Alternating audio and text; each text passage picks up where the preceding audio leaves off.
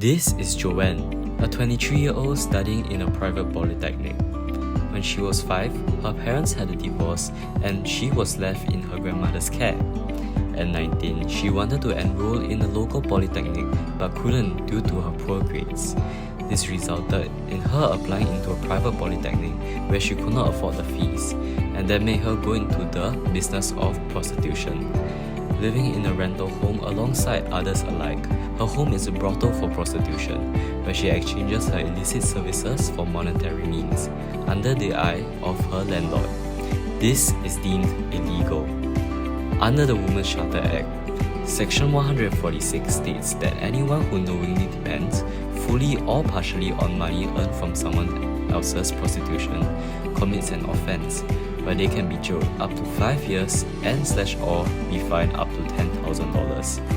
Additionally, Section 148 states that anyone responsible for the property or helps manage the property used as a brothel, such as a tenant, lessee, or occupier, is also guilty, unless they can prove they didn't know it was being used as a brothel.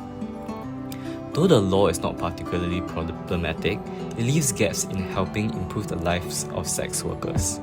Sex workers like Joann have been a victim in multiple cases of theft, rape, and blackmail during her services.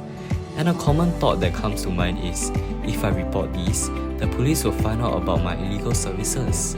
These thoughts are what cause her and others to suffer in silence. And that's the issue.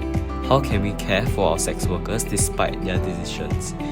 Well, it has to come from a place of love.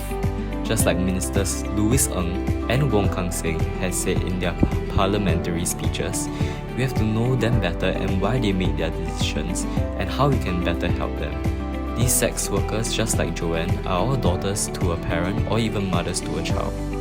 Let's see them in a light more than just a sex worker, through conversation, understanding and gaining empathy in how we can treat their cases, and maybe, just maybe, there will be a decrease in illegal prostitution in Singapore.